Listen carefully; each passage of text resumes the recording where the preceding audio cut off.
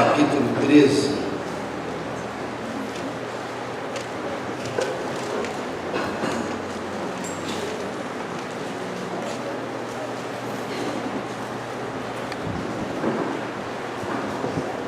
Versículo 13 e 14.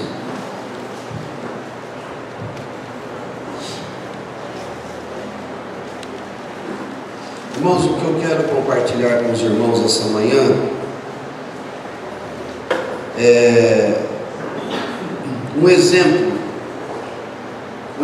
bíblico bastante claro de como nós podemos tratar a unção que temos recebido do Espírito Santo. O nosso encargo nesse final de semana foi a respeito de melhor conhecermos o Espírito Santo, levando em conta que sermos cristãos adequados hoje depende fundamentalmente de conhecermos a Cristo e conhecermos o Espírito Santo. A graça do Pai se revela para nós por meio da sua própria trindade, por meio da sua própria divindade, quando Ele nos dá o Filho para a remissão dos nossos pecados, e nos dá o Filho como aquele que veio para ser o Rei, o Mestre, o Soberano, o Senhor. E nós estabelecemos de fato Cristo como o Senhor da nossa vida quando nós nos decidimos por andar nos seus caminhos, por andarmos nos seus ensinamentos, por andarmos nos seus mandamentos. Não há como eu falar que Cristo é o meu Senhor se eu ainda não me determinei a andar nos seus caminhos, a cumprir os seus mandamentos. Os mandamentos particularmente de Jesus, irmãos, não os de toda a Bíblia, mas os de Jesus nós encontramos aonde? Nos Evangelhos. Os Evangelhos são fartos, recheados, transbordantes de mandamentos de Jesus. Então, quando falamos em Jesus, não podemos apenas falar dele como o Cordeiro remissor. Nós temos que falar dele como o leão Senhor. Nós podemos receber o Senhor e desejar a sua salvação e de fato tê-la recebido, mas ainda podemos não ter nos determinado a estabelecer Jesus como o Senhor da nossa vida, e não atentamos para as suas palavras postas para nós nos Evangelhos. João, em particular, gosta de se referir, gosta de mencionar palavras de Jesus em que Jesus fala dos seus mandamentos. Se me amais, guardareis os meus mandamentos. Sereis meus amigos, se fizerem o que vos ordeno, o que vos mando. Então, irmãos, Jesus é o Cordeiro. Isso revela a misericórdia do Senhor, em não levar em conta os nossos pecados, mas considerar que nós temos os nossos pecados perdoados pela obra do Senhor, pelo sacrifício do Cordeiro na cruz. Mas nós temos que considerar que Jesus se revela não só como um Cordeiro, Ele se revela como o leão da tribo de Judá, venceu, não é? E nós temos afirmado há décadas, pelo menos entre nós, uma coisa que é meia verdade: o Senhor é cordeiro para nós e leão para o diabo. Não, irmãos, Ele é cordeiro para nós e Ele é leão para nós. Ele vai te julgar. Você vai ter de comparecer diante dele, e ali ele vai ser juiz. Ele não vai ser cordeiro, ele vai ser leão. Eu quero impressionar os irmãos com isso. Ele não é leão só para o diabo, não, irmãos. Ele foi leão para o diabo e destruiu aquele que tem o poder da morte, e o expôs publicamente à vergonha. E nós caminhamos nas vitórias de Cristo, nas vitórias que Ele obteve contra o diabo, para nos resgatar. É verdade, Ele é leão para o diabo, mas irmãos, Jesus é o Senhor em seu senhorio.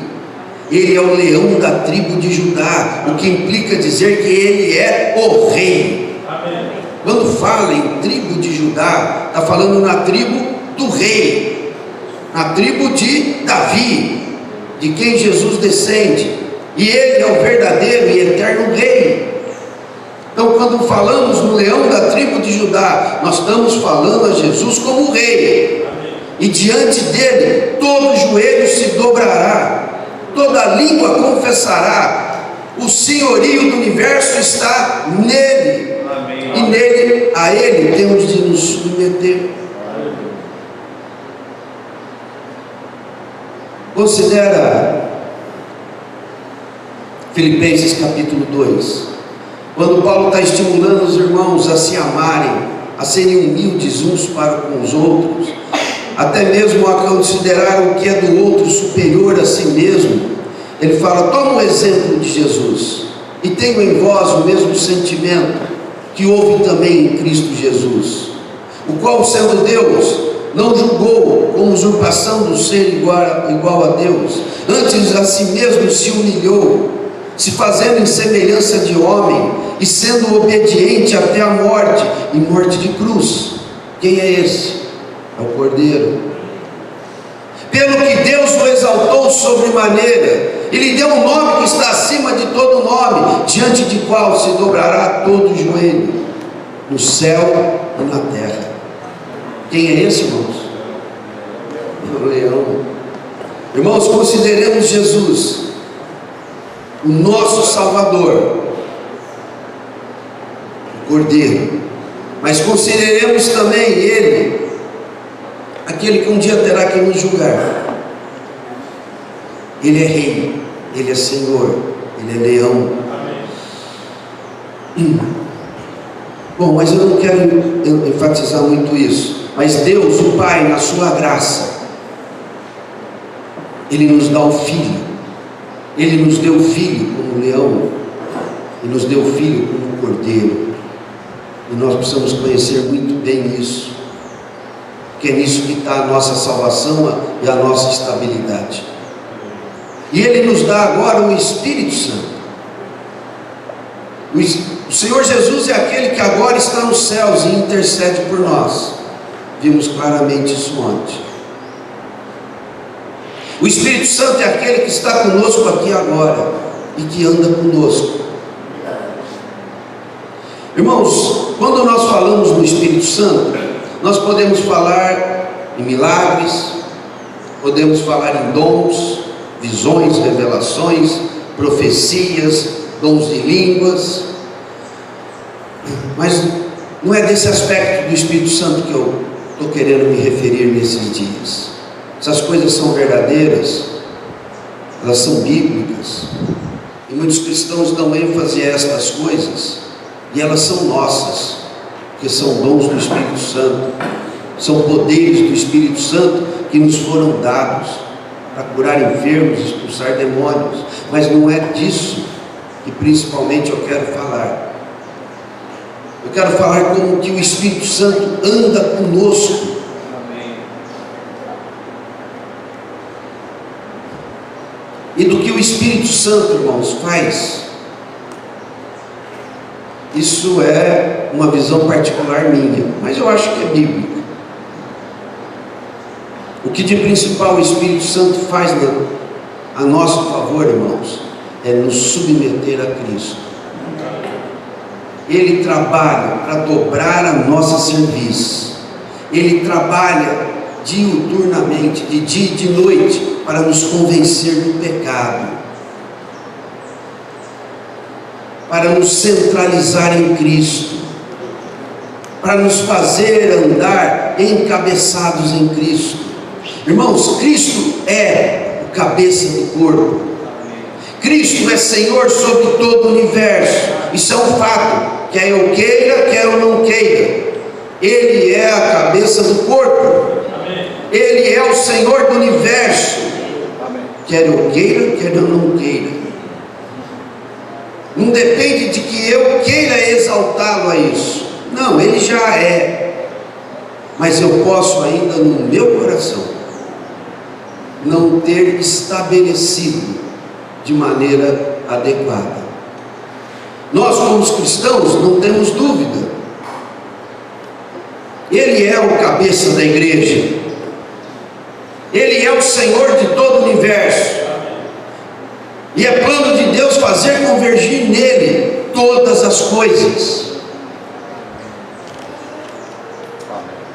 Mas eu posso, no meu viver diário, eu posso no meu coração não ter ainda colocado Cristo na posição exaltada que o Pai o colocou. Quer eu queira, quer eu não queira, Ele é a cabeça do corpo. Quer eu queira, quer eu não queira, Ele é o Senhor do universo. Quer eu queira, quer eu não queira, o Pai está trabalhando, o Filho está trabalhando. Quando intercede por nós, o Espírito está trabalhando para fazer convergir nele todas as coisas. Então o coração sensato, irmão, só tem uma coisa a fazer: submeter-me a Cristo e deixar o Espírito Santo realizar essa obra em cada um de nós. Irmãos, nós somos duros, nós somos resistentes, nós queremos viver a nossa maneira e sempre estamos nos metendo em encrencas, em angústias e depressões, porque essa pressão não é suportável. Você e eu não fomos feitos para vivermos por nós mesmos. Nós fomos feitos para viver cheios do Espírito Santo. Amém. Adão não fez isso no Éden, mas o Senhor Jesus veio para nos restabelecer o direito à árvore da vida.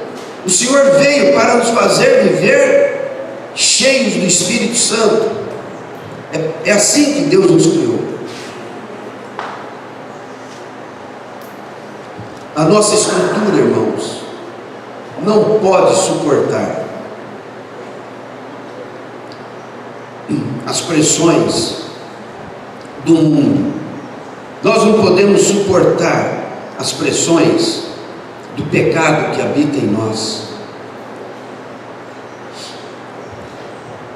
Em Romanos 12, o autor de, Romanos 12 não, em Hebreus 12, o autor de Hebreus, depois de gastar o capítulo 11 inteiro falando daqueles que são da fé, ele diz para nós nos animarmos, porque esses que são da fé, eles são pessoas que estão torcendo por nós, para que nós, ao nosso tempo, sejamos encorajados pelo que eles foram no tempo deles, todos aqueles heróis da fé. Então Paulo não, né? Quem escreveu Hebreus diz: desembaraçando-nos. Esses testemunhos é para nos desembaraçar de todo o peso e do pecado que tenazmente nos assedia, para corrermos com perseverança a carreira que nos está proposta. Então, irmãos, esses testemunhos de fé do passado estão nos dizendo que o Espírito Santo pode nos fazer correr de maneira prevalecente a carreira que o Pai nos propõe, que o Filho nos propõe. Aqueles que andaram na fé, eles andaram na fé. Que fé? Entre outras coisas, fé no poder daquele que estava com eles. Eles creram em Deus.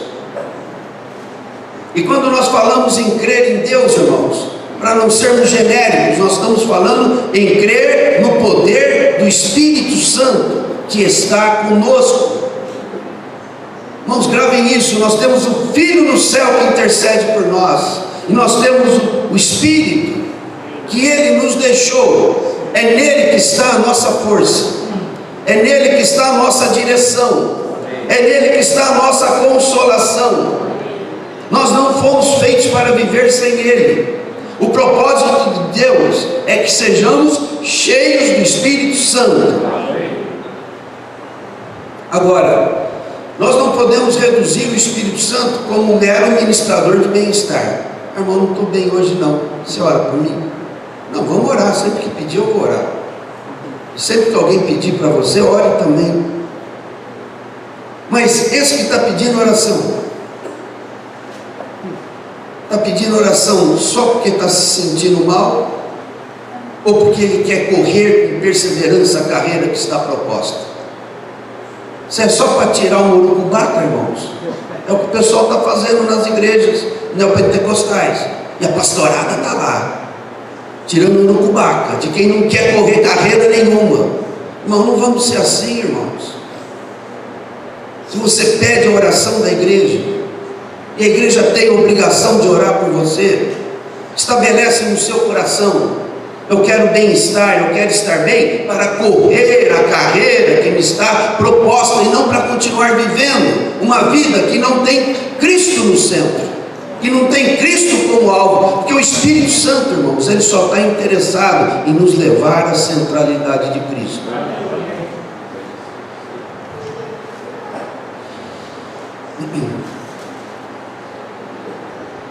Então, irmãos, vamos agora para o texto aqui. Vamos ver esses dois testemunhos, um de fracasso e outro de sucesso. Dois homens, um bem sucedido e outro mal sucedido. E a questão não era exatamente o que eles eram no seu homem natural. A questão foi como eles trataram a unção que receberam. Então nós vamos falar de Saul e vamos falar de Davi. Vamos ler aqui. Primeiro livro de Samuel, capítulo 13, versículo 13. Então, disse Samuel a Saul: procedestes neciamente em não guardar o mandamento que o Senhor teu Deus te ordenou, pois teria agora o Senhor confirmado o teu reino sobre Israel para sempre. Já agora não subsistirá o teu reino. O Senhor buscou para si um homem que lhe agrade, e lhe ordenou que seja príncipe sobre o seu povo, porquanto não guardaste o que o Senhor te ordenou. Tá? Vamos comentar isso, mas eu quero orar um pouquinho. Senhor querido, conduza, Senhor, conduza toda a palavra. Senhor, abra-nos as Escrituras, nos dê entendimento, faça-nos ver a tua vontade, faça-nos ver a tua benignidade, mas ajuda-nos a ver também a tua justiça, a tua retidão, a tua correção. Senhor querido, ajuda-nos a ser como Davi. Senhor, ajuda-nos a vencermos o Saul que está em nós. Fala conosco sobre a tua unção, ó Pai. Fala conosco sobre o Espírito que colocaste em nós. Nos dê luz, Senhor, quebrantamento, constrangimento. É o que nós te rogamos, em nome de Jesus. Amém. Bom, irmãos, nesse exato momento, Saul desobedece mais uma vez. E o Senhor disse que na obediência dele, o Senhor estabeleceria o reino dele, ou seja, o reinado dele, a realeza dele ele estabeleceria eternamente sobre Israel. Mas ele não se mostrou digno disso, não só porque desobedeceu, mas porque ele não honrou a unção que foi posta nele. Então ele diz que o Senhor buscou para si um homem que lhe agrada, e a esse ele ordenou que seja o príncipe sobre o seu povo. Então nós vamos ver como o Senhor estabeleceu Davi, ainda menino. E Davi, apesar das suas fraquezas, apesar dos seus fracassos, como nós, ele honrou a unção do Senhor nele. E o Senhor estabelece o trono dele para sempre. De que maneira? Dando a ele um descendente, o Senhor Jesus. Então o Senhor Jesus, como descendente de Davi, ele estabelece um reino eterno, e um trono eterno sobre o seu reino eterno. Irmãos, prestem atenção na seriedade disso. Para honrar primeiro, é claro, o seu próprio nome e a sua própria posição no universo, mas também para honrar Davi, o homem que honrou a sua unção. Então eternamente o Senhor será rei, e todos saberão que Jesus é o Senhor, e saberão que Davi honrou a unção do Senhor sobre ele. Irmãos, o Senhor não despreza o homem, pelo contrário, fez o homem à sua imagem e semelhança. O Senhor nos fez, irmãos, para nos honrar. Eu não quero abrir agora o texto, porque eu não vou lembrar exatamente, mas em Lucas, quando o Senhor fala do servo fiel e prudente, que está servindo o seu Senhor enquanto o espera, diz que quando o Senhor vier, o Senhor vai honrá-lo, e vai fazer: meu servo, senta na mesa, que agora eu vou te servir. Os irmãos conseguem tocar no nível de honra que o Senhor nos dá, mas que nós podemos jogar no lixo? Ou podemos, apesar das nossas fraquezas e fracassos, como Davi foi fraco em si mesmo, e como de fato fracassou, mas fez valer nele a unção, de maneira que o Senhor honrou e estabeleceu para ele um reino perpétuo no seu próprio nome. O Senhor, quando vier, se ele nos encontrar em retidão, se ele nos encontrar honrando a unção, o poder do Espírito que ele nos deu, e nos deixando ser trabalhados pelo que é o ministério do Espírito, que é trabalhar Cristo em nós, então o Senhor vai falar: tá bom, servo fiel, senta agora, descansa, que agora eu vou te servir. Senta, que agora eu sou o garçom. Senta, que agora eu sou teu servo. Eu vou te honrar, que você foi para mim o que eu fui para o Pai. Amém. Do mesmo jeito que o Pai me honrou, eu vou te honrar agora. Os irmãos estão conseguindo imaginar você? Se você consegue se imaginar, irmãos, constrangido, falando: não, Senhor, que nem João Batista, você vem a mim e eu vou te batizar. Não, Senhor, você me batiza. Falando: não, vamos fazer tudo direitinho, vamos fazer tudo conforme a justiça de Deus, agora você me batiza. E João, por fim, deixou. O que dá a entender que João argumentou seriamente ali: não, Senhor, não tem cabimento isso. Eu te batizar? Se bem que ele já sabia que ele faria isso. Mas você que deve me batizar. O Senhor falou: não, vamos cumprir toda a justiça do Pai. Aí João então falou: tá bom, então eu te batizo. Mais ou menos parecido com isso. Considera na vinda do Senhor o Rei em toda a sua glória. Fala: agora senta, eu vou te servir. Os irmãos conseguem ter gosto por isso? Amém. Isso é atraente. Senta, tá bom, tá bom. Mas Senhor, eu nem fui perfeito, mas eu não pedi isso para você. Eu só pedi para que você fosse obediente à unção do meu Espírito. Tá bom, você está aprovado. Você está aprovado, senta que agora eu vou te servir. Não, Senhor, eu te sirvo. Não, Você vai ter eternidade para isso, mas agora eu vou te servir. Senta na mesa. Você vai falar, mas eu não sou digno, Senhor. Ele vai falar, senta na mesa. Aí porque Ele é rei, você vai sentar. Se merecer. Se você tiver o que ser honrado. Não é por nós, não é por força, não é por violência, é pelo meu espírito. É o que Zacarias fala. Pelo espírito, não é?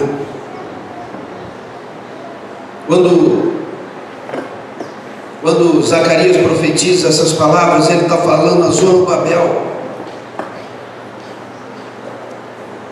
E Zorobabel era aquele descendente de Davi, que estava retornando do cativeiro. Ele tinha direito ao trono,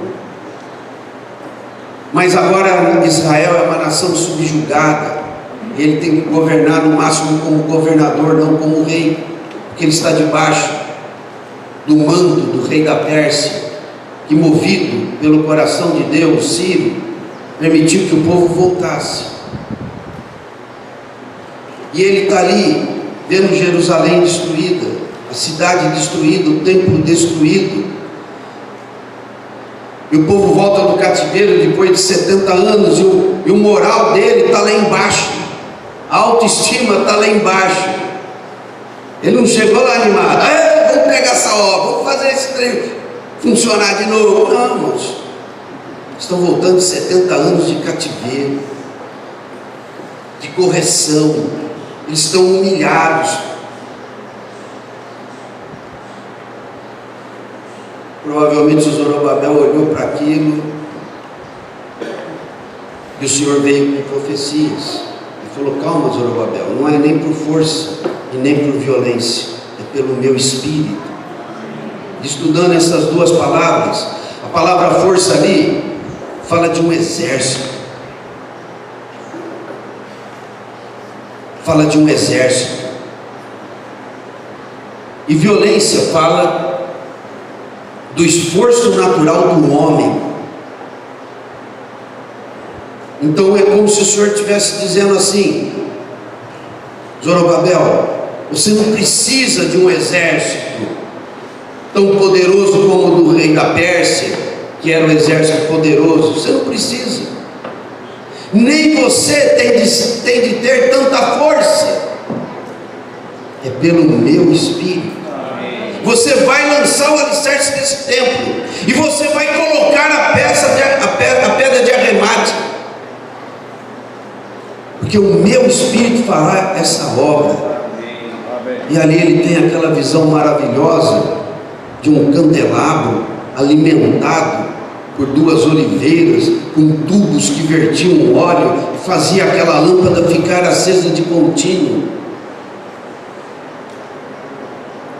Está no capítulo 4, a respeito de Zorobabel. No capítulo 3 de Zacarias, o Senhor está animando quem?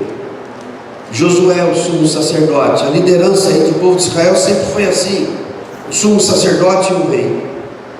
Então Josué é o sumo sacerdote que volta do cativeiro, o mesmo estado de ânimo. Zorobabel é o que vem para ser governador e conduzir as questões administrativas do povo. E Josué vem para conduzir as questões espirituais do povo e restabelecer os sacrifícios, as ofertas, a obediência à palavra e assim por diante.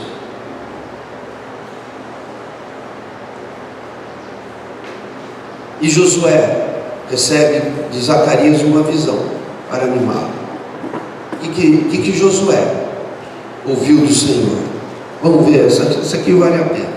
Vamos abrir lá em Zacarias, daqui a pouco a gente volta aqui. Zacarias, capítulo 3.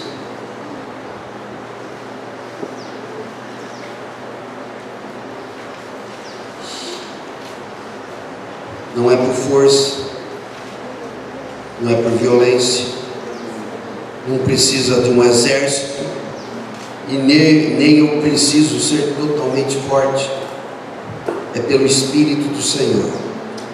Então, Zacarias capítulo 3. Eu não quero dizer coisas que façam os irmãos se sentirem pesados. Eu quero dizer coisas que animem os irmãos. Capítulo 3 de Zacarias, versículo 1.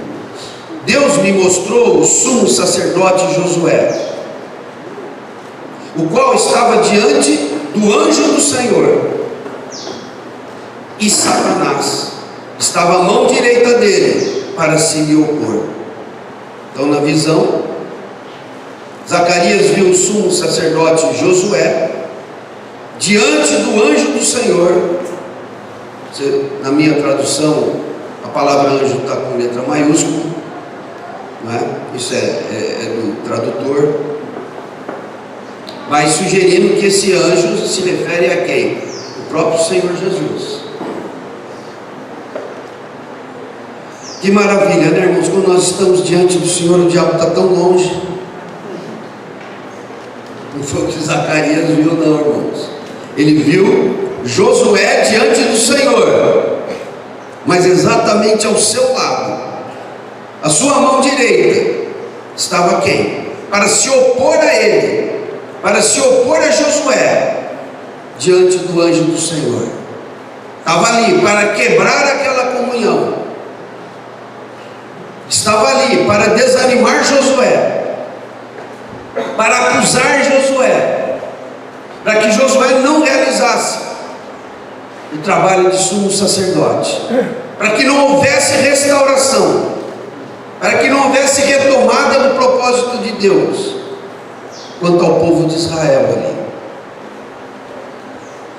Então o diabo estava trabalhando muito intensamente nesses dois líderes, em Josué, o sumo sacerdote, e em Zorobabel, o governador, aquele que deveria conduzir os trabalhos. E aqui nessa visão, Zacarias vê Josué diante do Senhor, o que é muito bom, e ele vê à sua direita o próprio Satanás, o adversário. Satanás quer dizer adversário, diabo quer dizer acusador. Está ali Satanás, o adversário, como o que? Como o diabo, como acusador, para se lhe opor, para que o anjo do Senhor, o próprio Senhor Jesus, não levante o ânimo de Josué, não encha Josué do Espírito Santo.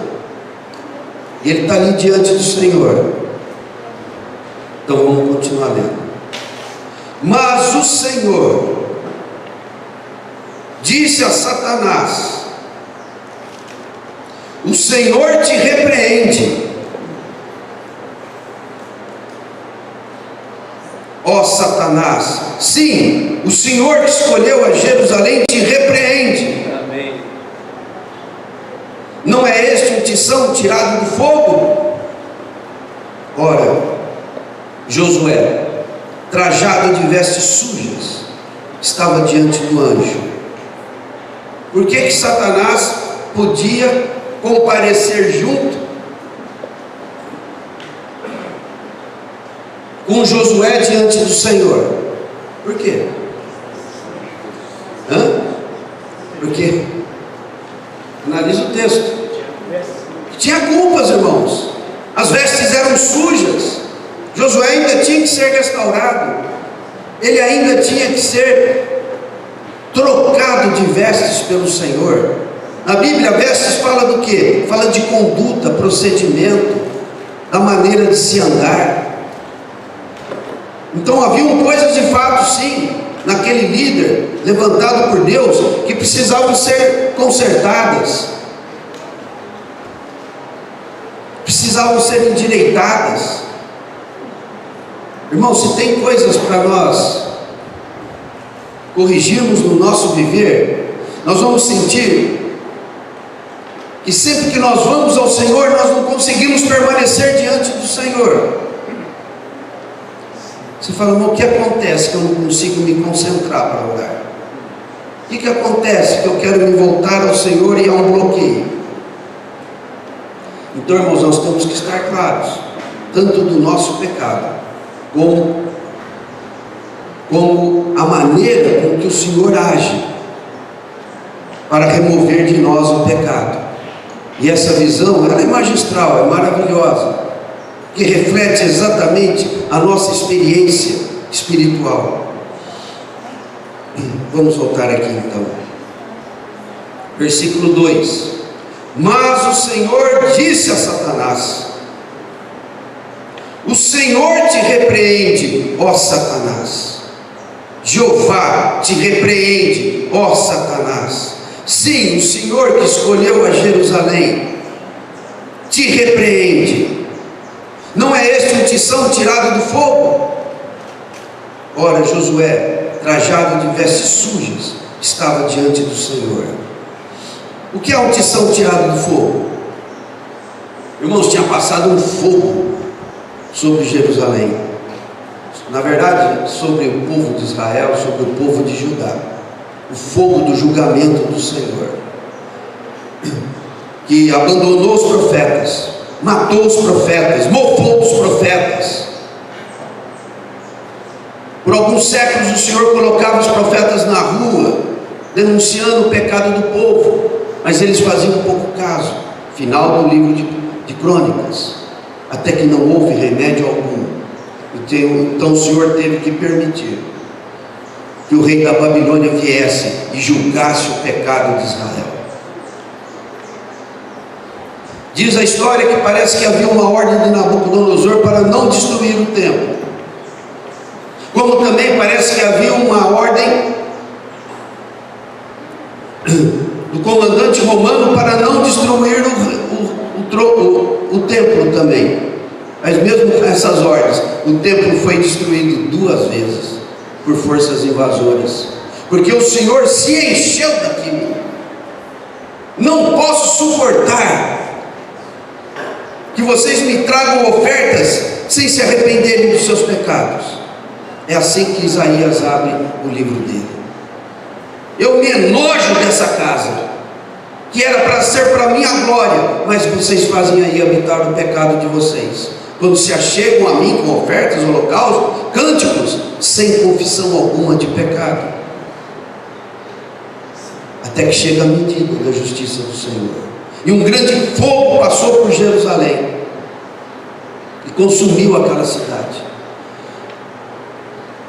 Os muros caíram, as casas caíram, e o templo caiu junto, e o povo foi levado cativo para a Babilônia.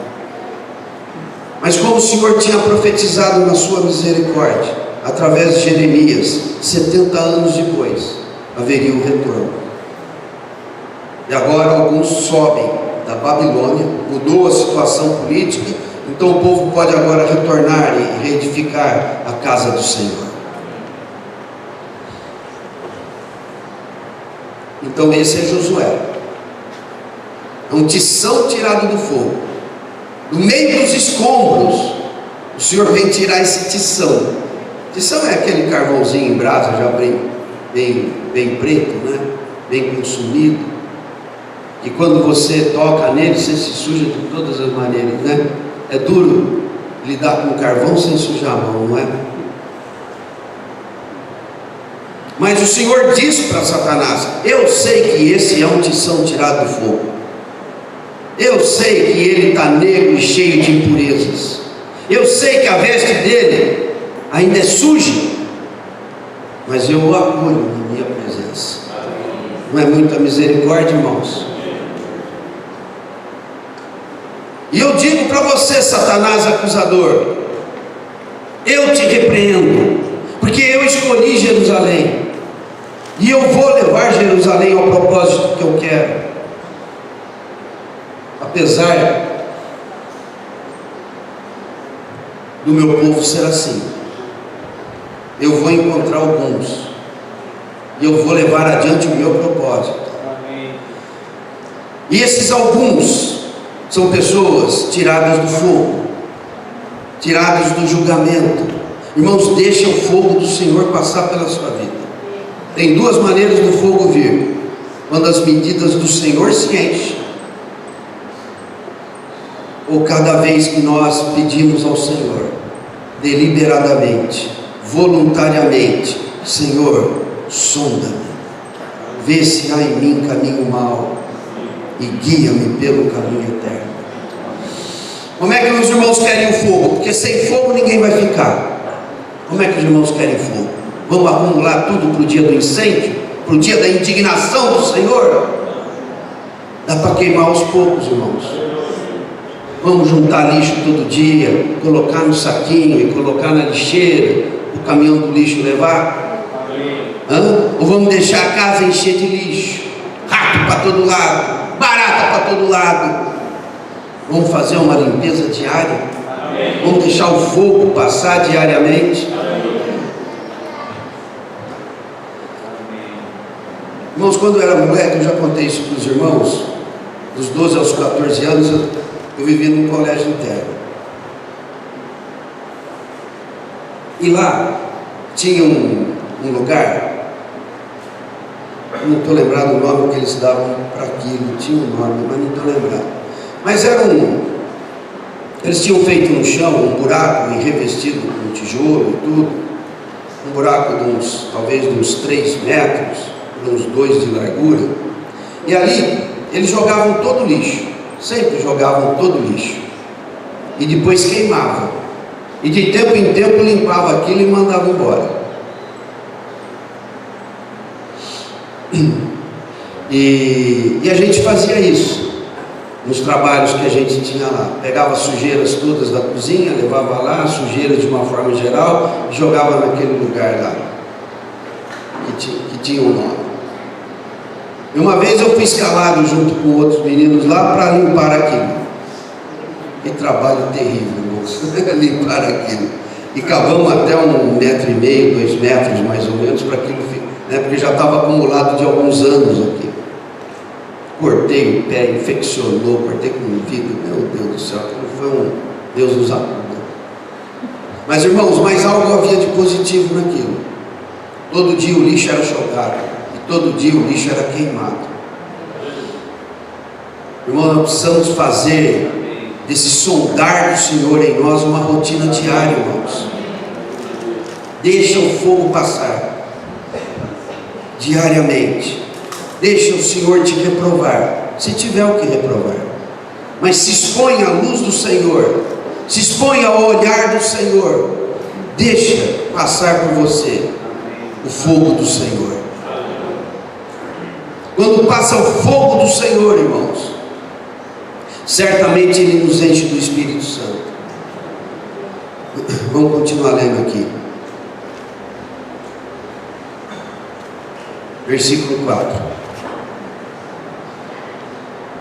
Tomou este a palavra, este quem? O anjo, e disse aos que estavam diante dele: tirai-lhe as vestes sujas. A Josué disse: eis que tenho feito que passe de ti a tua iniquidade, e te vestirei de finos trajes. E disse eu aqui, estou achando que é Zacarias, né? Puxa, o Zacarias estava interagindo ali. E disse eu: ponham-lhe um turbante limpo sobre a cabeça. Puseram-lhe, pois, sobre a cabeça um turbante limpo, e o vestiram com trajes próprios, e o anjo do Senhor estava ali. Protestou a Josué e disse: assim diz o Senhor dos exércitos: se andares nos meus caminhos e observares os meus preceitos, também tu julgarás a minha casa e guardarás os meus atos, e te darei livre acesso entre esses que aqui se encontram. O Senhor está dizendo: eu troquei as suas vestes, eu estou te limpando, e se daqui para frente você andar nos meus caminhos, não tornando-a contaminá-las, eu vou te exaltar. Esse é o princípio de Deus. Humilhai-vos sobre a poderosa mão de Deus, e Ele te exaltará. Pedro nos diz. Tiago nos diz: humilhai-vos na sua presença, e Ele te exaltará. Versículo 8. Ouve, pois, Josué, sumo sacerdote, tu e os teus companheiros que se assentam diante de ti, porque são homens de presságio, eis que eu farei vir o meu servo, o renovo. Porque eis aqui a pedra que pus diante de Josué. Sobre esta pedra única estão os 7 olhos, e eis que eu lavrarei a sua escultura, diz o Senhor dos Exércitos, e tirarei a iniquidade desta terra num só dia. Naquele dia, diz o Senhor dos Exércitos, cada um de vós convidará o seu próximo para debaixo da vide e para debaixo da figueira. Então, o que o Senhor está dizendo a Josué são palavras de recomendação, de como ele deveria proceder para com o Senhor, e como o Senhor retribuiria o seu proceder, honrando e levando adiante o que o Senhor estava incumbindo a ele. Então, irmãos, a nossa experiência é assim. Nós precisamos da obra do Filho, e nós precisamos da obra do Espírito Santo. Aqui nós vemos claramente a obra do Filho, nos livrando das acusações de Satanás, pelo seu sangue, que purifica e lava as nossas vestes. Quando o Senhor nos perdoa os pecados, e nos purifica de toda injustiça. Mas isso, João nos diz claro, se confessarmos nossos pecados, então Ele vai ser fiel, vai ser justo, para nos purificar de todo o pecado. Ou melhor, para nos perdoar de todo o pecado e nos purificar de toda injustiça. Se o quê? Se confessarmos. Isso é o que o Senhor faz como advogado junto ao Pai. E no capítulo 4, nós temos o ânimo que o Senhor está trazendo para Zorobabel, que é o Espírito Santo. E é isso que Deus o Pai nos dá. Ele nos dá o Filho, que repreende o acusador, e nos justifica diante do Pai, e Ele nos dá o Espírito, que é a nossa força, o nosso poder, para quê? Para obedecermos a Cristo e fazermos a sua obra. Isso, não é? Então vamos voltar lá para 1 Samuel. No capítulo 13, irmãos. Desculpa.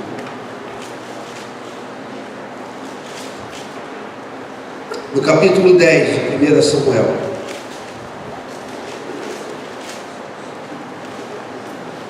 Vamos ver um pouquinho sobre Saul, tá? Um pouquinho sobre Saul e depois em seguida um pouco sobre Davi. Tomou Samuel um vaso de azeite e lhe o derramou sobre a cabeça. Está falando de Saul. E o beijou e disse: não te ungiu porventura o Senhor por príncipe sobre a sua herança, o povo de Israel?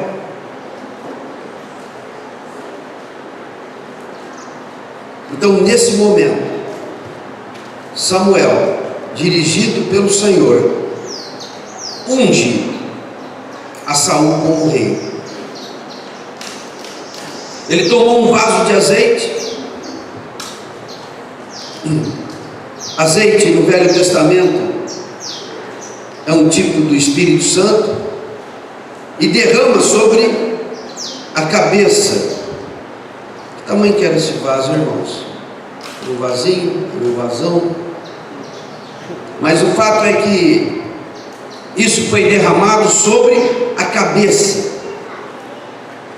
E aqui nos é dado esse detalhe: Samuel o beijou e disse: não te ungiu porventura o Senhor para ser príncipe sobre a sua herança, o povo de Israel? Irmãos, o Senhor deseja nos preparar para reinarmos, não é isso? Apocalipse não nos revela claramente isso. O Senhor tem nos preparado, ou Ele quer nos preparar, ou Ele já fez tudo o que é necessário para que estejamos sendo preparados para reinar. Quando João, em Apocalipse 5, vê o Cordeiro em pé sobre o trono, ele disse, ele ouviu naquele grande coro de anjos, que agora exaltam o Cordeiro, que ele comprou com seu próprio sangue, o Cordeiro comprou com seu próprio sangue, aqueles que procedem de toda a tribo, língua, povo e nação, e para si os constitui um reino, e sacerdotes, e o quê? E o quê? Vamos lá, quem sabe arrisca. Vamos abrir lá?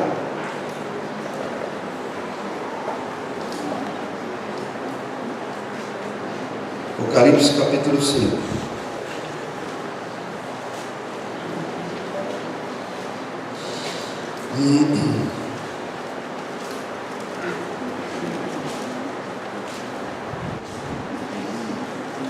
Versículo 6.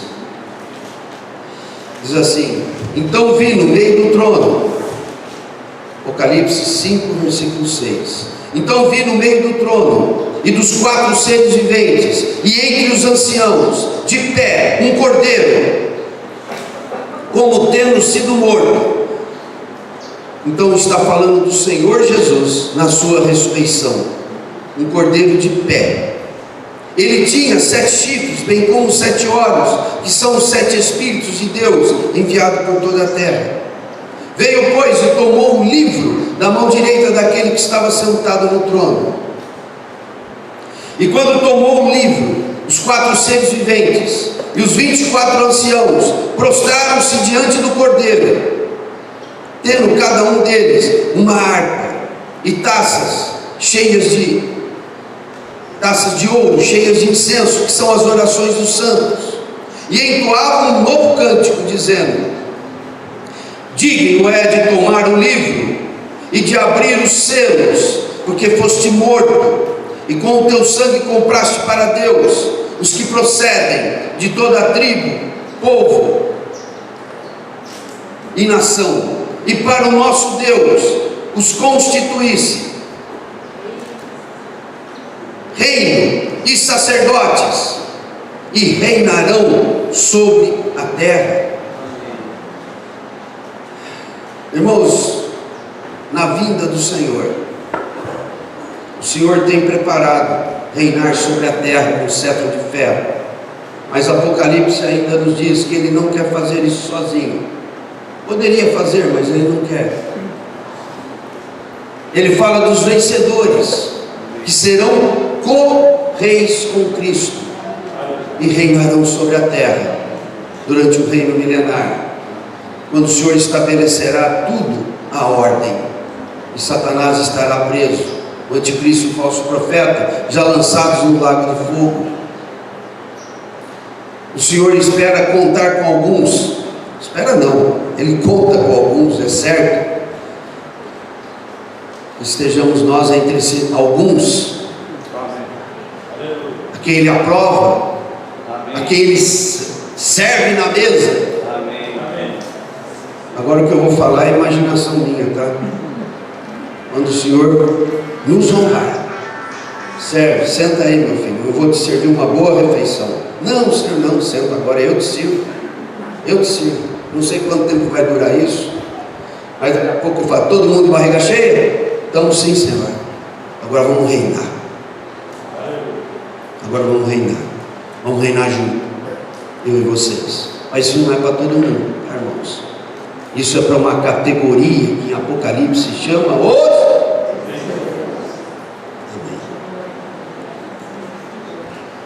Então vamos voltar lá no Saul. O Saul foi chamado a reinar.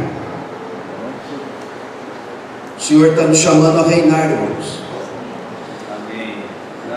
Vamos nos sujeitar ao pecado e servi-lo como escravos?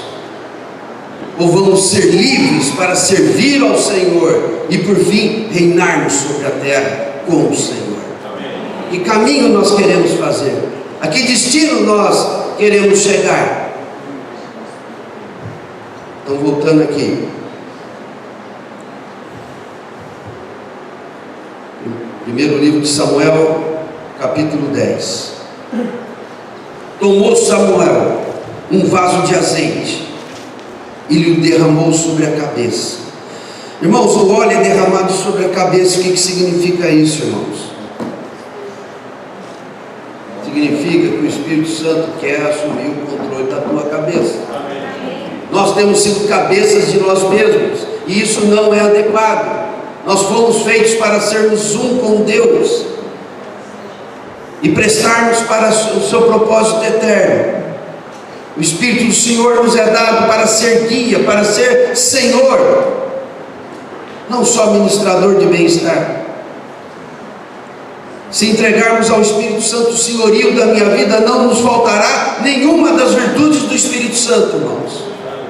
Todo o seu poder e benefício e amor fluirá livremente por meio de nós. Mas Ele quer ser o cabeça. O óleo vem sobre a cabeça. Ele vem para controlar a tua mente, para encher a tua mente do que Ele é, de verdade, para te fazer participante com Ele, do que Ele tem planejado desde antes da fundação do mundo.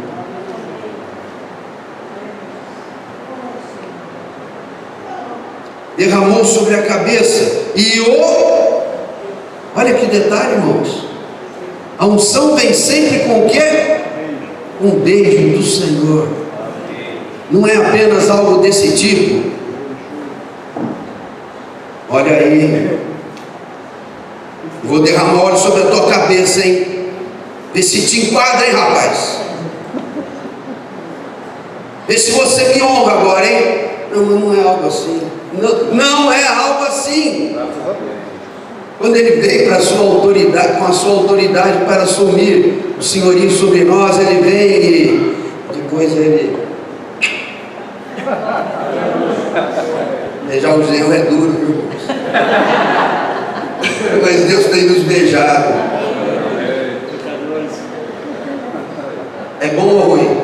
Não o beijo do sogro, o beijo do Senhor.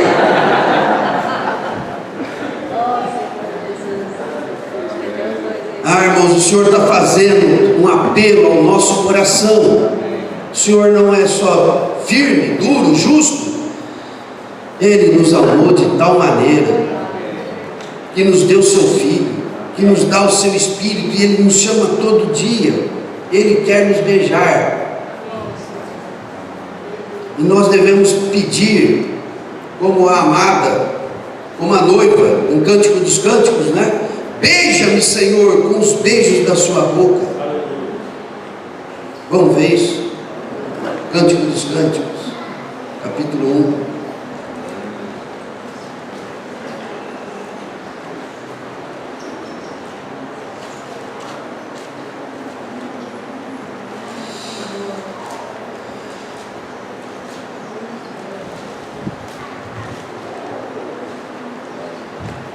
Capítulo 1, versículo de 1 a 4. Até o 4. Diz assim: os irmãos já acharam? Está um pouco depois de Salmos. Salmos, Provérbios, Eclesiastes, Cântico dos Cânticos. Capítulo 1, versículo 1 ao 4. Diz assim: Cântico dos Cânticos de Salomão. Beija-me com os beijos de tua boca. Olha como se abre esse livro, irmãos. É isso que nós precisamos do Senhor. Beija-me com os beijos da tua boca, porque melhor é o teu amor do que o vinho. O vinho como sinal de tudo aquilo que o mundo e a carne podem nos oferecer. Os beijos do Senhor são incomparavelmente melhor. Suave é o aroma dos teus ungüentos, como um unguento derramado é o teu nome. Por isso as donzelas te amam. Leva-me após ti, apressemo-nos. O rei me introduziu nas suas recâmaras. Em ti nos regozijaremos e nos alegraremos. Do teu amor nos lembraremos. Mais do que o vinho, não é sem razão que te amo. Ó Senhor querido, beija-nos, Senhor. Introduza-nos nas suas recâmaras, Senhor. Ó Senhor querido, e correremos após Ti, Senhor querido. Irmãos, o beijo do Senhor, a unção do Senhor acompanha o beijo do Senhor.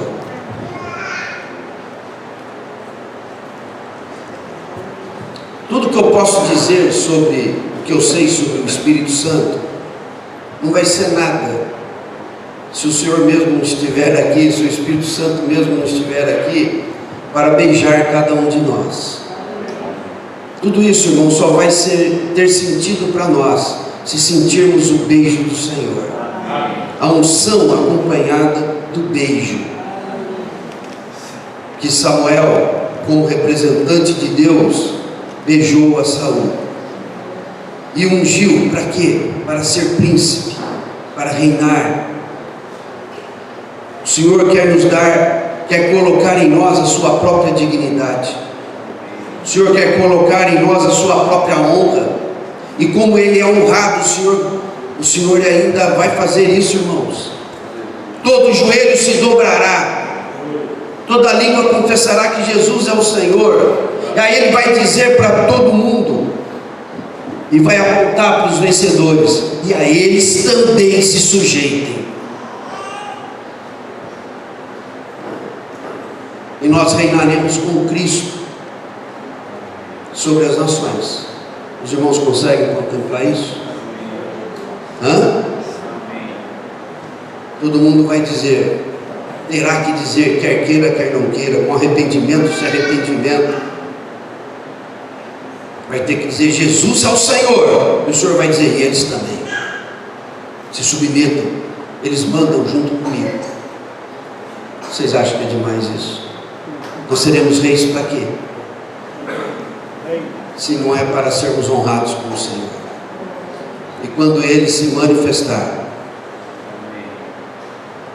seremos como Ele é, porque haveremos de vê-lo como Ele é. Você está dizendo que nós vamos ser Deus? Não, de jeito nenhum. Só estou dizendo que nós vamos ser honrados em todo o senhorio de Cristo, participantes do senhorio de Cristo.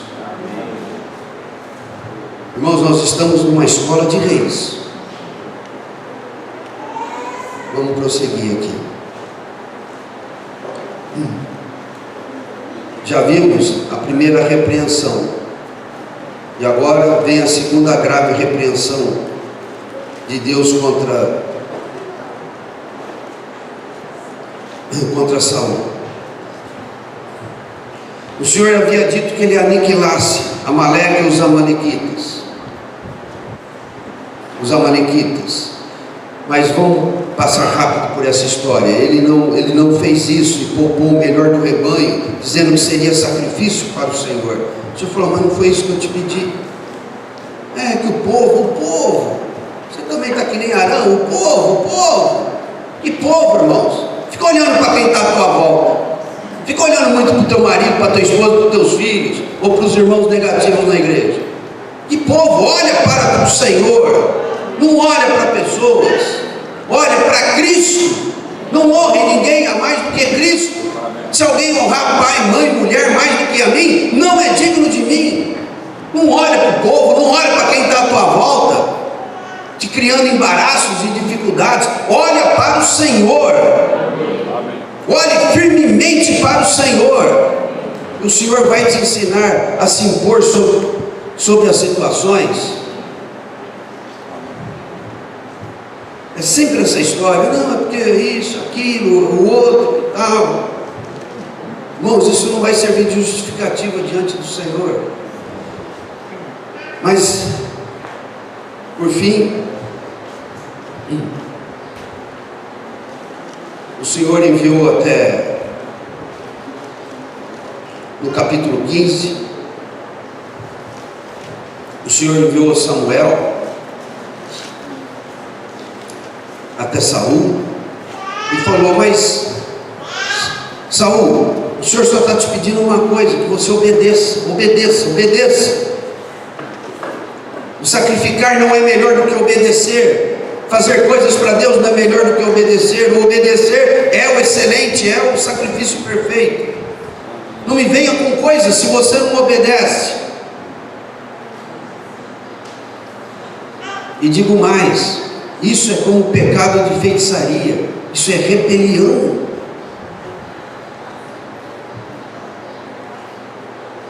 Então, versículo 24. Então disse Saul a Samuel: pequei, pois transgredi o mandamento do Senhor e as tuas palavras, porque temi o povo e dei ouvido à sua voz. Agora, pois, te rogo, perdoa-me o meu pecado e volta comigo para que adore o Senhor. Porém Samuel disse a Saul: não tornarei contigo, visto que rejeitastes a palavra do Senhor. Já ele te rejeitou a ti, para que não sejas rei sobre Israel. Virando-se Samuel para se ir, Saul o segurou pela orla do manto e esse se rasgou. Parece que Samuel estava determinado de fato a ir. Chegou a ponto de rasgar o seu manto. Então Samuel lhe disse: o Senhor rasgou hoje de ti o reino de Israel e o deu ao teu próximo, que é melhor do que tu. Também a glória de Israel não mente, nem se arrepende, porque não é homem para que se arrependa. Então disse Saul: pequei, honra-me, porém, agora diante dos anciãos do meu povo e diante de Israel, e volta comigo para que adore o Senhor teu Deus. Irmãos, o que Saul está fazendo aqui? Ele não está se arrependendo de verdade. Por que eu sei que ele não está se arrependendo de verdade? Porque ele não tem o perdão do Senhor, irmãos. Se confessarmos os nossos pecados, verdadeiramente Ele é fiel e justo para sempre nos perdoar os pecados. Mas nesse caso Saul não encontra o perdão de Deus, porque aquilo não era sincero. Ele dizia: tá bom, eu pequei, mas não vai embora não, para que o povo veja que o profeta se afastou de mim, que a unção está saindo.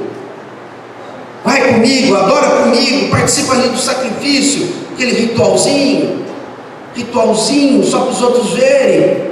Vamos fazer ali para o povo não entender que você está me deixando.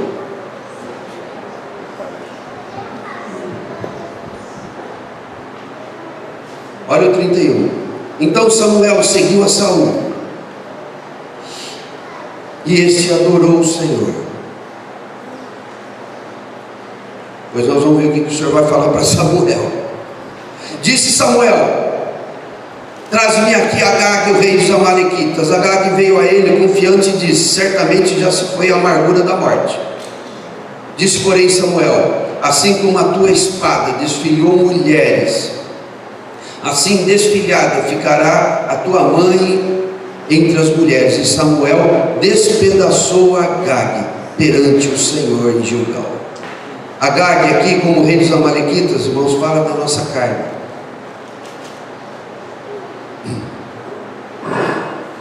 Então Samuel foi-se para Ramá, e Saul subiu para sua casa, a Gibeá de Saul.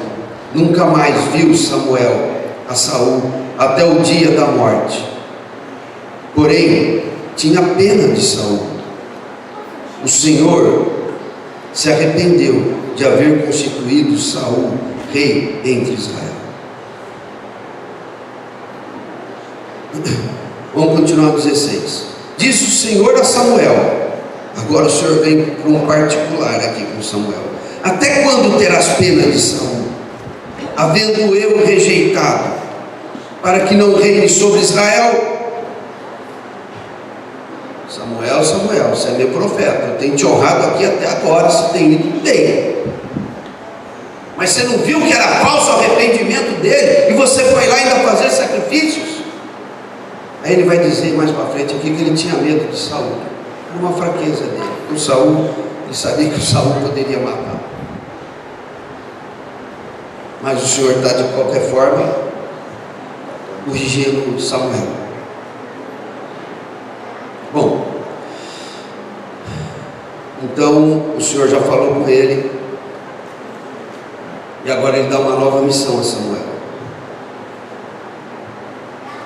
Continuando o versículo 1: enche um chifre de azeite e vem, enviar-te-ei a Jessé. Agora vamos falar de Davi.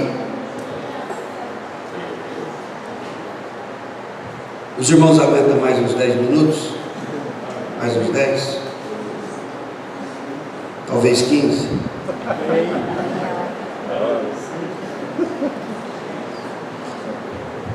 Não tem para onde ir, né, irmãos? O almoço está pronto, tá bom? Se os irmãos forem vencedores, quem sabe o senhor mesmo vai servir lá embaixo. Me aguente, como diz Paulo, me suporte um pouco mais na minha loucura. Vamos lá, tá bom. Capítulo Saul encerrado. Vamos para o próximo capítulo. Vamos para aquele homem que agrada o meu coração. Amém. Vamos para aquele que fará toda a minha vontade. Davi, Paulo se refere a isso, né? Numa das suas primeiras pregações. Quando menciona Davi, ele fará toda a minha vontade. Um homem que me agrada. É isso que nós devemos buscar ao Senhor, irmãos. Agradar o Senhor. Paulo dizia que ele se esforçava para ser agradável ao Senhor. Agrada o Senhor, não agrada a carne. Agrada ao Senhor, não agrada as pessoas. Agrade ao Senhor, não agrade ao mundo. Agrade ao Senhor, não agrade a si mesmo. Pois quem quiser agradar a si mesmo, não vai ser agradado por nada. Não vai se satisfazer com absolutamente nada. Mas se você agradar ao Senhor, você será enchido de todos os prazeres do céu. Certamente. Então a próxima missão é: enche um chifre de azeite e vem, enviar-te-ei a Jessé, o belamita. Belamita é de Belém, né? Porque dentre os seus filhos me provide um rei. Disse Samuel: como irei eu? Pois Saul saberá. Aqui está o medo de Saul. Pois Saul saberá e me matará. Então talvez esse sentimento já tenha tomado conta dele na hora de proceder de maneira mais reta com Saul, né? Puxa, se eu não for sacrificar com ele agora, eu acho que ele me mata. E agora o Senhor está dando uma outra missão de muito risco para Samuel. Ah, irmãos, fazer a vontade do Senhor é viver perigosamente. Precisa de fé. O que nós queremos, irmãos? A segurança da derrota? Ou arriscar na vitória? O que os irmãos querem? Hã? Não faz nada. Você não vai correr risco. Aí vai continuar perdedor. Disse Samuel: como irei eu? Ah, que bom que Samuel teve medo, né, irmãos? Puxa vida, ele era homem como nós, né? Graças a Deus, né? Pois Saul saberá e me matará. Então disse o Senhor: toma contigo um novilho e diz. Não consolou ele não, irmãos. Continuou na ordem: não, meu filho, fica tranquilo, eu vou estar com você, eu vou te levar, eu vou estar à tua direita. Não falou nada.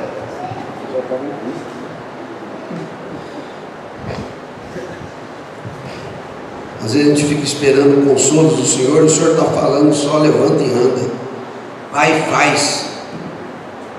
Puxa vida, o Espírito do Senhor está em nós, irmãos, que possamos ser firmes no Senhor.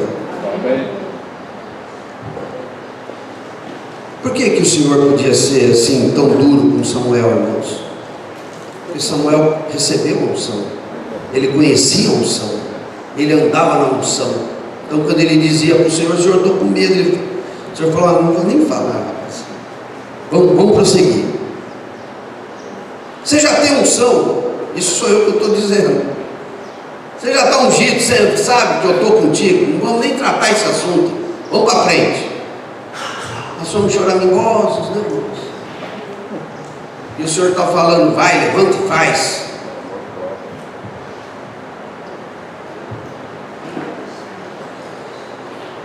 Então disse o Senhor: toma contigo um novilho e dize a Jessé, quando chegar lá: vim para sacrificar ao Senhor. Convidarás Jessé para o sacrifício, e eu te mostrarei o que hás de fazer, e ungir-me-ás a quem eu te designar. Então o que o Senhor disse? Chega lá em Belém, vai à casa de Jessé, não como quem vai ungir um rei. Vai no teu serviço, no teu ofício sacerdotal, e diz: vim sacrificar. Tá bom, Samuel? Aí você unge o rapaz rei, todo mundo acha que você está o quê? Só sacrificando.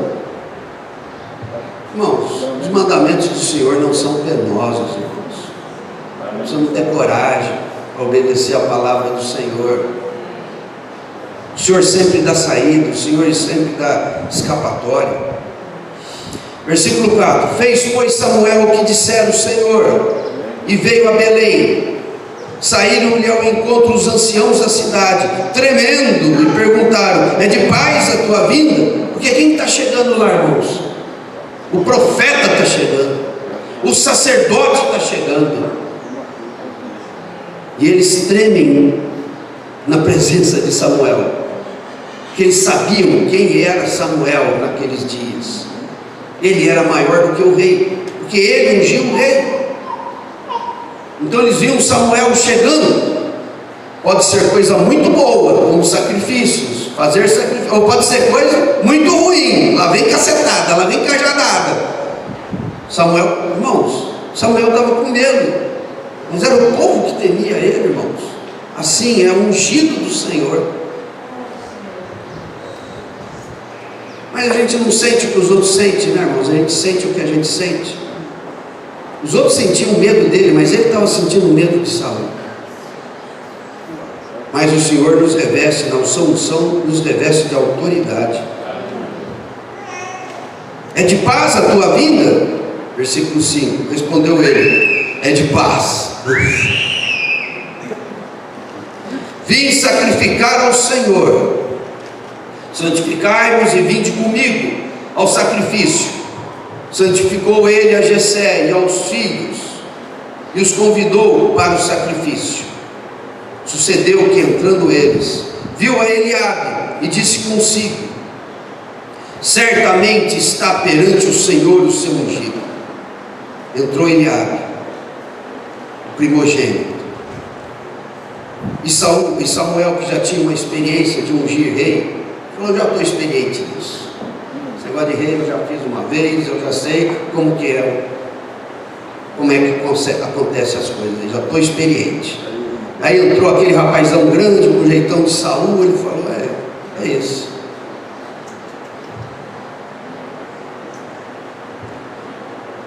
E ele disse então: certamente está perante o Senhor o seu ungido. Porém o Senhor disse a Samuel: não atentes para a sua aparência, nem para a sua altura, porque eu rejeitei. Porque o Senhor não vê como vê o homem vê o exterior, porém o Senhor o coração. E o Samuel foi corrigido aqui mais uma vez pelo Senhor. Irmãos, é dinâmica a vida daquele que é ungido, sabe? O natural dele sempre brota, mas Deus fala com ele. Não é que ele é, como que eu diria, ele é anulado. Não, ele dá os palpitezinhos deles, ele tem os medos dele, mas o Senhor em tudo corrige, em tudo o Senhor o provê.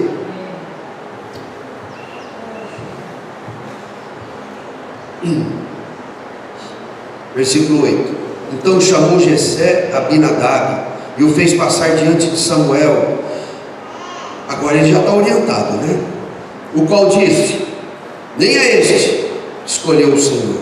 Então Jessé fez passar a Samar. Porém Samuel disse: tampouco é este que o Senhor escolheu. Assim fez passar Jessé os seus 7 filhos diante de Samuel. Porém Samuel disse a Jessé: o Senhor não escolheu estes?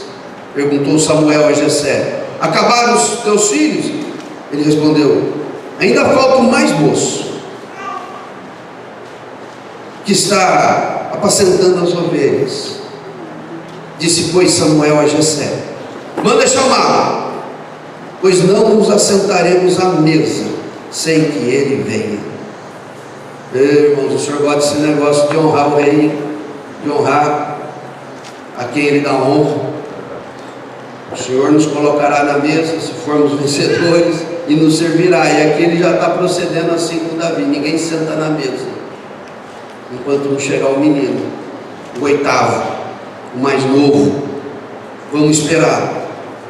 Imagina o pai, os 7 irmãos mais velhos, tendo que esperar o caçula. Esses 7 irmãos mais velhos deviam estar que nem os 10 irmãos de José, né? Vamos jogar esse moleque no poço. É assim, irmãos, porque é honrado pelo Senhor. Bom, aqui não está dizendo isso, né? Mas deve ter sido duro para eles, o pai, aguentar a chegada do mais novo. Quem é o mais novo?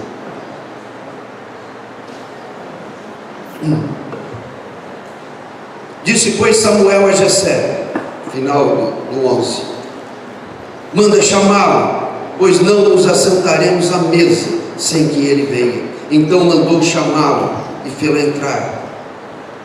Era ele ruivo, de belos olhos e de boa aparência. Disse o Senhor: levanta-te e unge, porque este é ele. Tomou Samuel o chifre do azeite e ungiu no meio dos seus irmãos. Daquele dia em diante, o Espírito do Senhor se apossou de Davi. Desde quando o Espírito do Senhor se apossou de Davi? Daquele dia em diante, ele era um menino. Então Samuel se levantou e foi para Ramá. Versículo 14: tendo-se retirado de Saul o Espírito do Senhor, da parte deste veio um espírito maligno e o atormentava. Irmãos, o que é que solucionou o tormento de Saul? Não foi chamar Davi para tocar a sua harpa? Puxa, agora não tem tempo mesmo, senão eu precisaria ficar a tarde toda aqui. E depois disso, irmãos, vem o episódio de Golias, o famoso episódio de Golias. Os filisteus faziam guerra contra Israel, e os exércitos de Israel estavam lá no campo de batalha, e os irmãos de Davi então estavam lá, porque eram mais velhos. Segundo a lei, ia para o exército os que tinham de 20 anos para cima. Então provavelmente o Davi tinha de 20 anos para baixo, que ele ficou apacentando as ovelhas, não foi ainda chamado para a guerra, mas ele já era o que, irmãos? Ungido. E quando ele se apresentou lá para Saul para acabar com aquele gigante, ele apresentou um currículo, né? E o currículo dele qual que era? De fato, eu não tenho experiência de guerra, de luta, mas tem aparecido alguns leões e ursos lá pelo rebanho, eu tenho matado eles. Esse é o meu currículo de guerra, é o meu currículo de lutador. Um dia o leão pegou a cordeirinha e levou. Aí eu fui atrás dele, tirei a cordeirinha da boca dele e quebrei ele. O pessoal falou: tá bom, esse currículo tá bom, mesmo porque nós só temos você aqui. Por que, irmãos? De onde tanta coragem? De onde tanta ousadia? De Davi? Nós vamos falar de Davi? Ou vamos falar de Saul no seu natural? Não, nós estamos falando de como o ungido trata a sua unção. Saul tratou bem a unção e a honra que o Senhor lhe deu. Davi tratou bem a unção. Ele não era perfeito, como Samuel também não era perfeito, mas eles tratavam bem a unção. E a unção os corrigia, os ensinava todas as coisas. E eles estavam ali sujeitos ao falar do Espírito, não endureciam o seu coração. Então eles eram revestidos de sabedoria, de autoridade, de força, de poder. Então o que Davi fazia para poder entrar em combate? Treinamento militar nenhum, mas lá com suas ovelhas, com o seu rebanho, com a sua funda, tocando a sua harpa, cuidando das ovelhas, fazendo os seus salmos, ungido debaixo da unção. Irmãos, a unção do Senhor, irmãos. Não vejam Davi fora da unção do Senhor. Davi é o que é, porque ele foi ungido pelo Senhor. Toda a história dele fala não apenas dele, mas principalmente da unção que ele recebeu. Não temos que elevar o caráter de Davi primeiramente, temos que elevar o poder da unção que foi posto nele. Então, quando ele dá esse currículo de matar leões e ursos com as mãos para Saul, ele fez isso como? No Davi ungido ou no Davi desungido? No Davi com unção ou no Davi sem unção? Desde aquela hora, o Espírito do Senhor se tomou conta dele, e ele tratou bem aquela unção, mas ele ainda tinha que ir para o pasto apacentar aquelas ovelhas, e Deus começou a dar treinamento de guerra para ele, debaixo da unção. Pega o leão, vai Davi, pega o leão. Vai, Senhor, pega o leão, vai lá, pega o leão. Volta com a ovelha, Davi, volta com a ovelha. Pega a funda, atira a funda, fica fazendo, vai, põe a latinha lá. Errou, Davi, continua, vai treinando, e a unção dele, até que ele não errava mais a latinha, irmãos. O que tinha para fazer lá? Você acha que o lobo aparecia, ele rodava e acertava o lobo, sem treinamento? Irmãos, quem tem a unção, se treina na unção, vai para a palavra, vai para a oração, entra no teu quarto, tranca a porta, gasta tempo na presença do Senhor, ama servir o Senhor, ama a igreja, ama estar nas reuniões. Vai treinando, porque você não sabe que hora que vai vir a batalha. Mas na hora que vier a batalha, vão querer, Saul quis colocar toda aquela armadura. Ele falou: calma, não é assim que eu fui treinado debaixo da unção. Não precisa de lança, não precisa de armadura, não precisa de capacete, não precisa nada. Isso é o homem natural. Esses são os recursos humanos. Não consigo andar com isso. Mas ele estava lá, numa escola militar. Não é isso? Né, Guilherme? Um ano do treinamento militar, agora é na unção. Daqui para frente é a unção. Você aprendeu a dar tiro, eu era péssimo de tiro, eu acertava a maioria dos tiros no alvo do lado, mas que eu estava começando a acertar o alvo, acabou aquele negócio de tiro. Treinamento militar. Agora o Senhor quer treinar-nos, irmãos, debaixo da unção. As nossas armas em Cristo são poderosas para destruir fortalezas, anular sofisma e toda altivez que se levante contra Cristo. E é nessa guerra, irmãos, que Davi foi treinado. Lá, apacentando suas ovelhas de maneira modesta, cuidando das coisas do seu dia a dia. E quando ele chegou naquele campo de batalha e pegou aquele exército de Israel todo, acovardado, tremendo, que se lançou um desafio: não vamos fazer guerra de exército aqui não. Para que tanta matança? Escolhe um aí que nós escolhemos um aqui. O daqui já está escolhido. E aí? Tem? Puxa vida. E olha que o Saul era um cara grande, hein? Uma das coisas que destacava ele é que no meio das pessoas ele ficava com a cabeça para cima. Então a maioria das pessoas estavam no ombro dele. E Saul, que também não era propriamente um covarde, era um homem de guerra, só que não honrou a unção, afinou. E todo dia aquele gigante saía, quantas vezes? 1 ou 2 vezes por dia.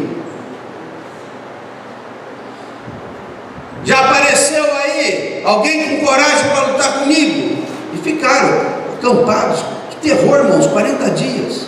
E não levantava um do lado de Israel. O rei assustado, os valentes deles assustados, todo mundo acuado, intimidado.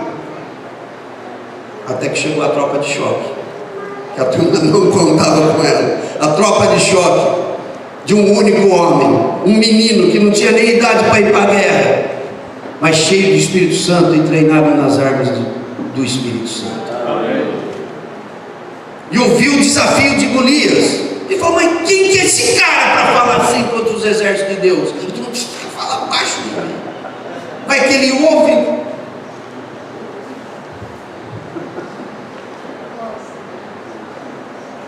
querem almoçar, vou gastar mais 5 minutos para ler essa história. Hã? Vamos ler?